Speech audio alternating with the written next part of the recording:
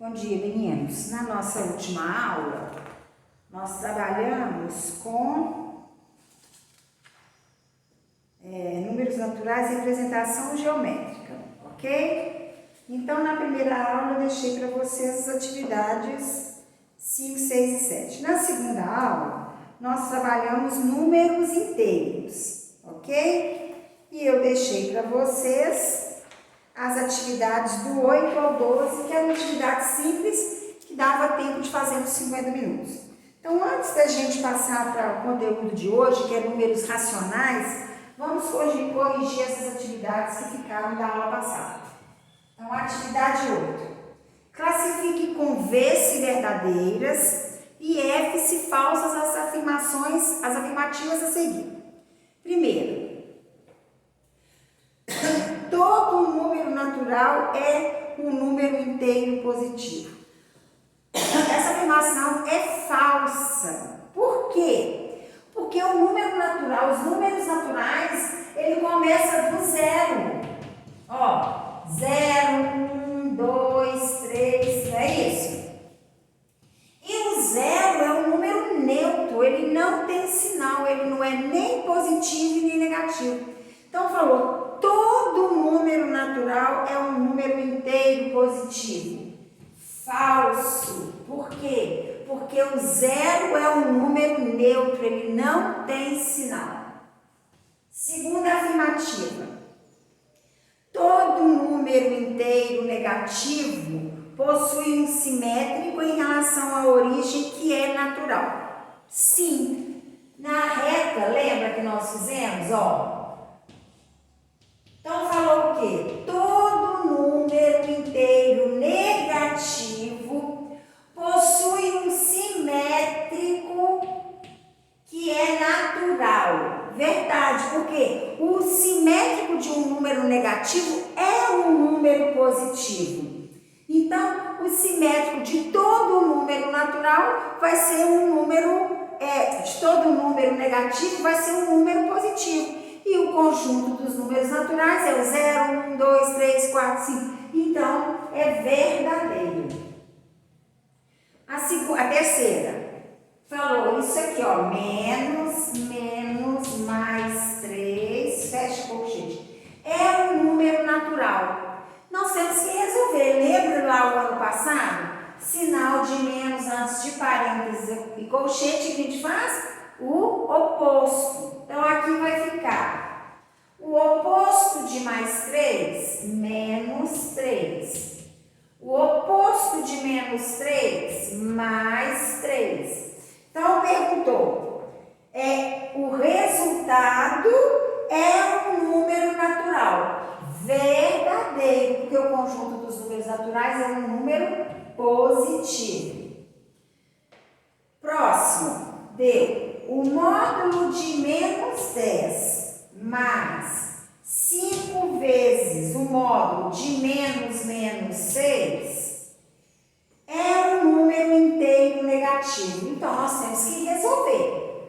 Módulo de um número é um número sem sinal. É o que ele gasta para sair do zero, quantas unidades ele caminha para sair do zero e chegar até no menos 10, que são 10 unidades. Mais 5 vezes. Resolvendo aqui, o oposto de menos 6, mais 6, igual. Ficou 10, mais, agora nós temos que tirar mais 5 vezes. Módulo de mais 6 é 6. Então, 10 mais 5 vezes 6, 30. 10 mais 30, 40. Falou o quê? Que o resultado é um número inteiro negativo. Falso, porque deu um número inteiro positivo. E a última, todo número inteiro possui um antecessor. Verdadeiro, por isso que os números são infinitos. Ó. Antes do menos 3 tem o menos 4, antes do menos 4 menos 5. Ó. Antes do 3 tem o 2, antes do 2 tem o 1. Então, é verdadeiro. Ok? Agora, a número 9 foi dado. No conjunto dos números inteiros, represente o conjunto dos múltiplos de 3. Quais são os múltiplos de 3? Para a gente achar os múltiplos de um número, o que a gente faz? É só a gente multiplicar o número pelos números inteiros. Então, quais são o conjunto, determine no conjunto dos números inteiros, represente o conjunto dos múltiplos de 3. Então, vai ficar o quê? Ó? Os múltiplos de 3 vão ser, ele é infinito, no negativo. Então, vamos supor que eu multiplico menos 3. Menos 3 vezes 3, menos 9. Menos 3 vezes 2, menos 6, menos 3, 0, 3, 6, 9 e etc. Por quê? Nós temos que falar um conjunto dos números inteiros. Então, nós temos o conjunto dos números inteiros, os números positivos e os números negativos. Então, a gente tem que multiplicar o 3 por esses números, tanto positivo quanto os negativos. Número 10. Determine todos os divisores inteiros de 20. Então, nós sabemos como que a gente vai fazer para achar os divisores de 20. Ó, primeiro fatora o 20. Por 2 dá 10, por 2 dá 5, por 5 dá 1. Outro traço com o menor divisor de um número que é 1. 2 vezes 1, 2. 2 vezes 1, 2. 2 vezes 2, 4. 5 vezes 1, 5. 5 vezes 2, 10. 5 vezes 2, 10. 5 vezes 4, 20. Os repetidos a gente cancela, que vai ser uma vez só que a gente vai usar. Então, os divisores de 20 é o 1, o 2, o 4, o 5, o 10 e o 20. Ok? Agora nós vamos para a atividade 11. Represente um conjunto formado pelos possíveis valores de x em cada alternativa. Lembrando que Z é o conjunto dos números inteiros. Então, todos os números positivos e os números negativos. Então, letra A. X pertence a Z, tal que x é maior que 6. Maior que 6. Então, quais vão ser os números que vão fazer parte da pertencer a esse conjunto? 7, 8, 9, 10, 11, 12, 13 e assim por diante. Letra B. X pertence a Z, tal que menos 6 é menor ou igual a x, menor ou igual a 6. Então, ele quer os números compreendidos que vai de menos 6 até 6. Porque tá maior igual e menor igual. Então, os números vão ser menos 6, menos 5, menos 4, menos 3, menos 2, menos 1, 0, 1, 2, 3, 4, 5 e 6. Porque falou no conjunto Z. O conjunto Z é o conjunto dos números inteiros positivos e inteiros. Letra C. X pertence a Z, tá o quê? X tá o quê? Menos 5 é menor que x, menor que 4. Então, nem o menos 5 faz parte, porque não tem igual, e nem o 4. Então, quais vão ser esses números que pertencem a esse conjunto? Menos 4, menos 3, menos 2, menos 1, 0, 1, 2 e 3. Porque é menor que 4 e não menor ou igual a 4. E a letra D, x pertence a Z, então que x é menor ou igual a menos 7. Menor ou igual, então 7 é a resposta. Menor, quais são os números menores que 7? Menos 7. Menos 8, menos 9, menos 10, menos 11. São os números que estão mais distantes do zero quando os números são negativos. Quanto mais distante, menor é o seu valor. Atividade 12.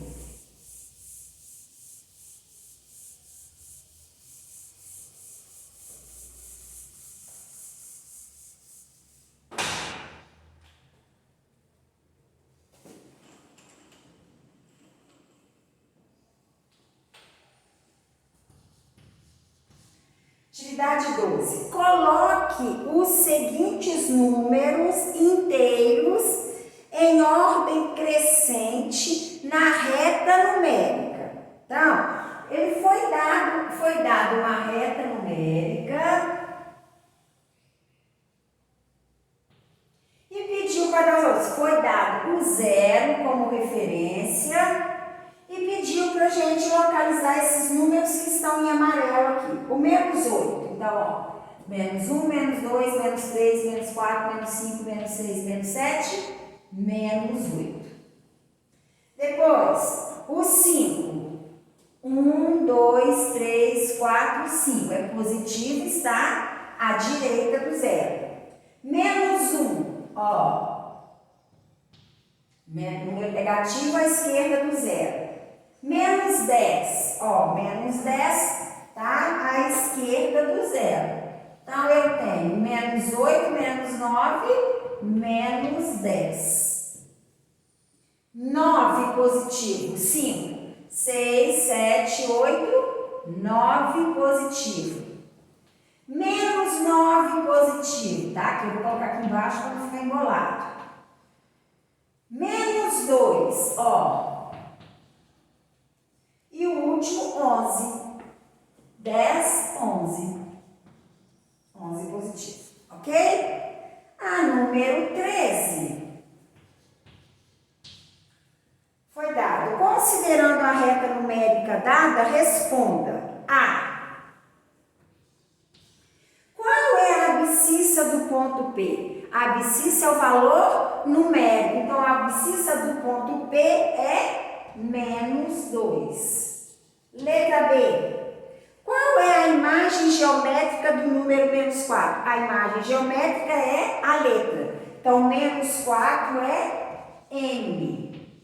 E a letra C? Qual é a abscissa do ponto N? A abscissa do ponto N é o número 1. Ok, gente? Ficou alguma dúvida? Se tiver, manda mensagem para mim pelo meu WhatsApp. Ok? Agora nós vamos para os números racionais. O que é o número racional? O número racional é aquele número que tem como ser colocado em forma de fração.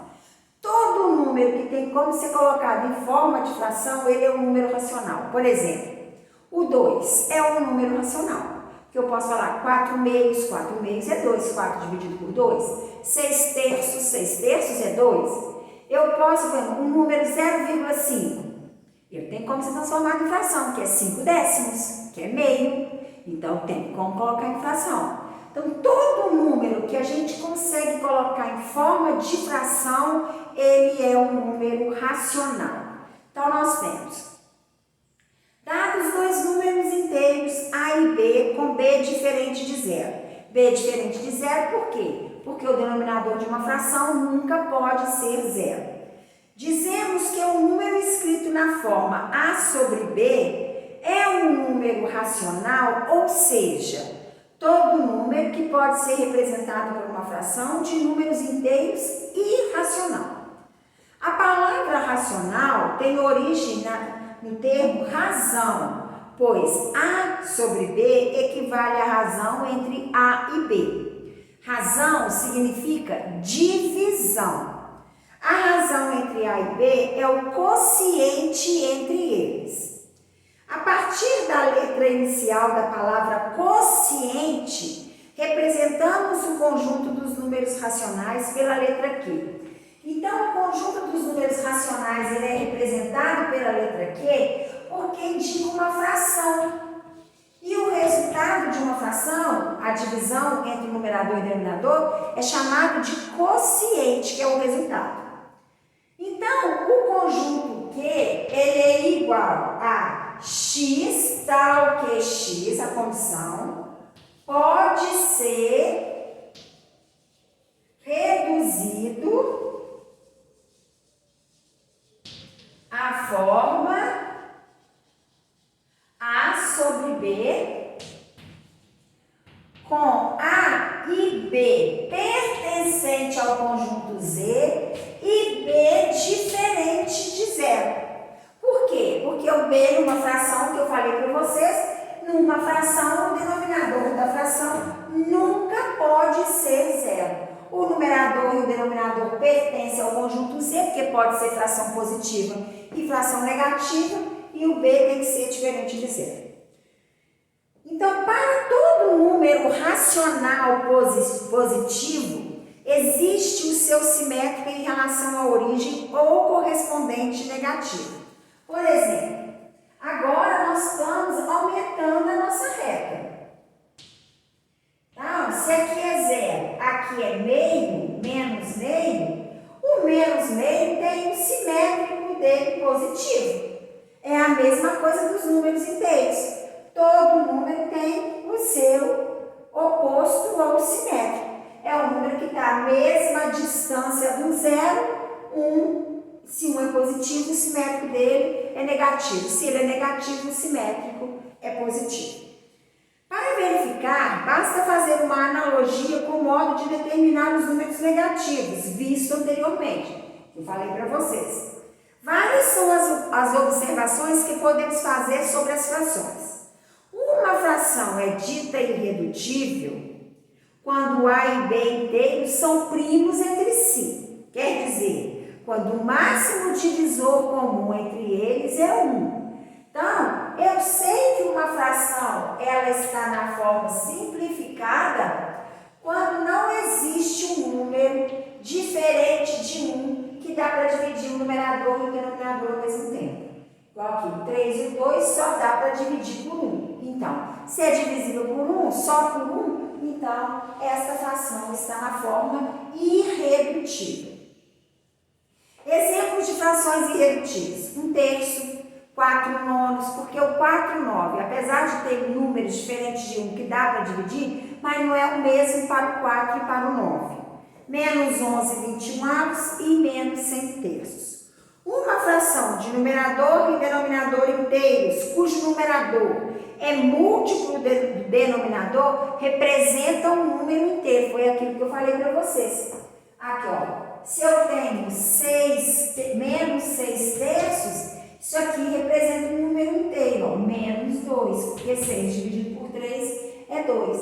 Tem algumas frações aí, ó, 5/1, que é 5. Menos 100/25, que é menos 4. Menos 18, menos 18 é igual a menos 1. Assim, o conjunto dos números inteiros Z é subconjunto do conjunto dos números racionais.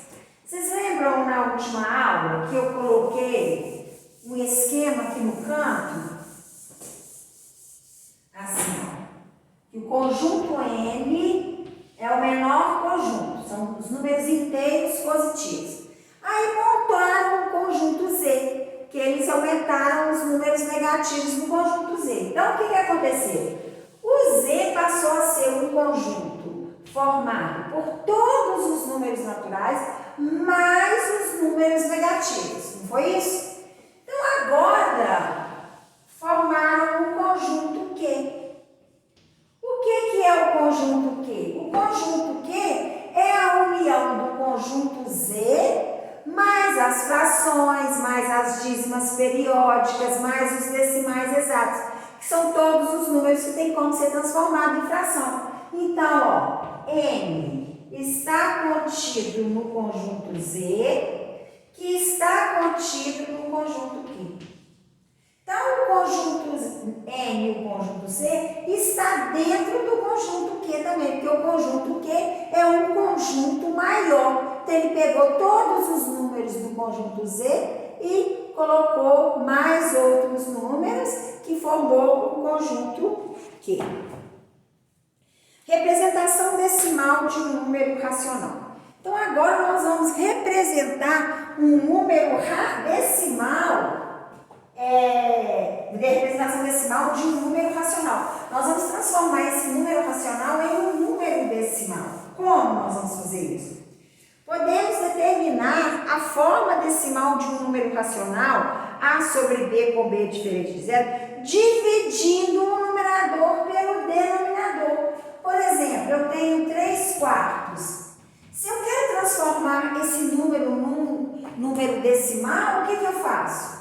3 dividido por 4, porque uma razão é uma divisão. 3 dá para dividir por 4? Não. 0, completa com 0. 30 dividido por 4? 7. 7 vezes 4, 28. Para 30, 2. 20 dividido por 4, 5. 5 vezes 4, 20 para 20, não. Então, 3 quartos é igual a 0,75, que é o número decimal. Lembre-se de que no conjunto dos números inteiros, uma divisão pode deixar resto. Esse resto representa quantas unidades sobram ao se dividir um número em partes iguais. Agora, existe a possibilidade de dividir as unidades em partes ainda menores. Dessa forma, não sobrará resto ou se repetirá periodicamente. Igual 1 dividido por 10, quando a divisão é por 10, por 100, por 1000, o 10 representa, isso quer dizer o quê? Que vai ter um número depois da vírgula. Qual o número? 1. Então, vai ser 0,1. Se eu tiver um centésimo, quantos números vão ter depois da vírgula? A quantidade de zeros que está no denominador. A gente só olha quando a fração é sobre 10, sobre 100, sobre 1000. Então, aqui eu vou ter 2 números depois da vírgula. O 1 é 1, o 0, 0,01. 1 milésimo, ó, é igual a 0,001. É assim. Aí vem exemplos. 1 quarto. 1 quarto é igual a 0,25, porque eu dividi 1 por 4, deu 0,25. Menos 15 oitavos, deu menos 1,875. É só fazer essa divisão aqui. 10 terços. Aí o 10 terços, olha para vocês verem. 10 terços. Eu vou ter que dividir o 10 por 3. 10 dividido por 3, 3. 3 vezes 3, 9. Para 10, 1. 1 não dá para dividir por 10. Por 3, 0. 10 dividido por 3, 3. 3 vezes 3, 9. Para 10, 1. Olha, vai sempre dar 3. Vai sempre sobrar 1. Então, o que acontece? Isso aqui é uma dízima periódica. A dízima periódica também pertence ao conjunto dos números racionais. Podemos afirmar que todo número racional é um decimal exato ou uma dízima periódica. Será decimal exato se o resto for nulo e será dízima periódica se existir restos que se repetem periodicamente. Consequentemente, as casas decimais se repetirão periodicamente. A mesma número vai repetir igualzinho. Então, sempre é possível verificar se uma fração representa um decimal exato ou uma dízima periódica. Para isso, basta verificar se o denominador da fração, escrita na sua forma irredutível, só possui fatores 2 e ou 5. Caso isso aconteça, tem-se uma dízima periódica. Uma estratégia para verificar se o denominador de uma fração irredutível só possui fatores 2 e ou 5 é decompor esse denominador em fatores primos. Por exemplo, 13,125 avos.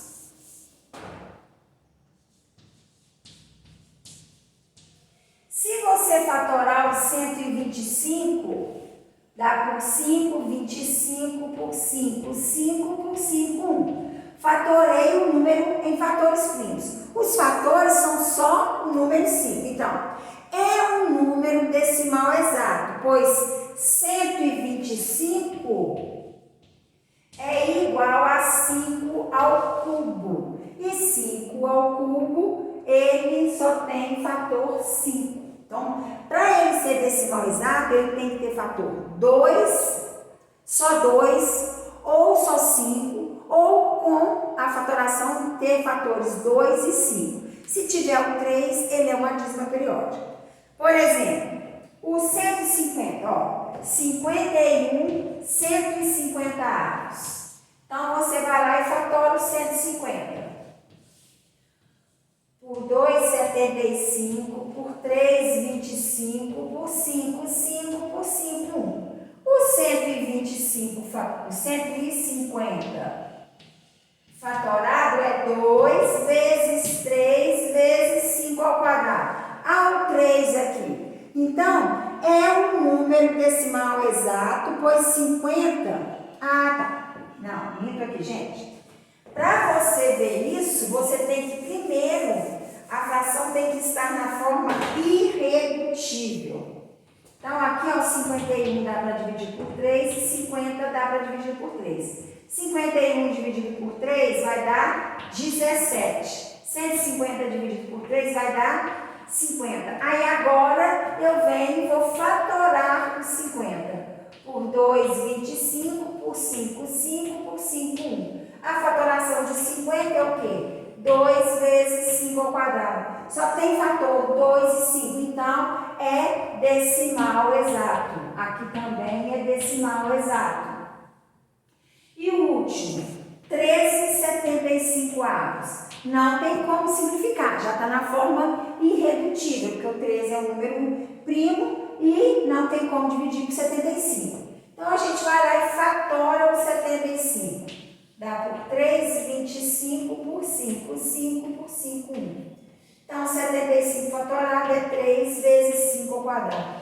Tem o 3 que é diferente de 2 e é diferente de 5. Então, esse número é uma dízima periódica, porque na hora que a gente fatora o denominador, tem fatores diferentes de 2 e de 5, ok? Então, gente, vai ficar, eu vou deixar para vocês umas atividades para vocês fazerem, que vai dar tempo de fazer nessa aula ainda, e vocês enviam. São as atividades 14, 15 e 16 da página 13. Então, vocês façam essas atividades e enviem, que na próxima aula a gente corrige. Beijos e até a próxima aula.